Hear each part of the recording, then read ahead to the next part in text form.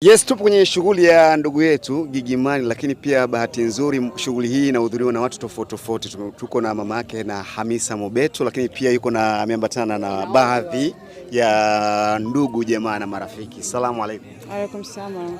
Heri. Barakatuh. Heri. Unaendeleaje mama? Mungu mwema sana. Unapendeza sana. Asante. Mashaallah. Huu mshono umetoka kwa Hamisa? Hapana, umetoka kwangu mwenyewe. Bwana, kumbe unafanya shughuli hizi pia? Mimi ndo mwanzilishi wa Mobeto Style. Okay. Sawa.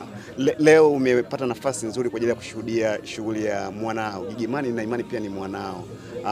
Upo kwa ajili ya shughuli. Ungependa kulizungumziaje kwa siku ya leo? Ningetaka kumpa dadangu mkubwa hapo, ndo mwongeaji mkubwa leo.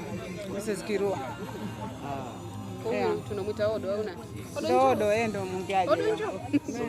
Kama sindikizaji. Baraka kidogo. Maana jambo la familia ili jambo la familia tia baraka. Mama Mobeto leo anasema Yesu. Asante. Unalizungumziaje swala la binti yenu? Swala la binti yetu tunasikia furaha. Kwanza hatukujua kama litatokea hivi, na ndoa ni baraka. Basi tumelipokea kwa mikono miwili. Kama unavyotuona mama zake tuko lele lele. Naona mmekuja mmevaa sare na Mama Mobeto. Mdogo wangu. Hii imechukua muda gani kuidesign? Maana anataka design mwenyewe. Mdogo wangu bwana huyu mtundu sana. Siku moja tu jana mpaka leo tuko tunamaliza interview. Subiri. Odo kitu kikubwa hadi namuita Mama Mobeto. Jamani twendeni.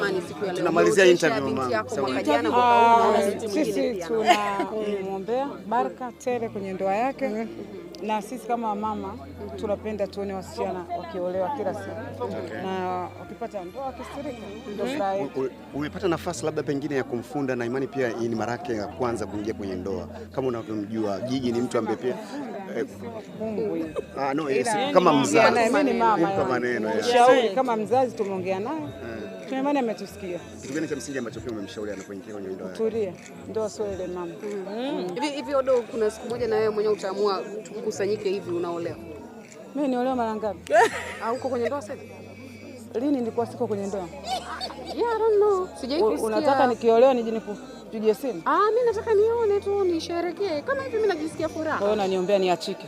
Unataka mume wangu hapa saizi ya kuone. Tayari. Nimeolewa siku zote.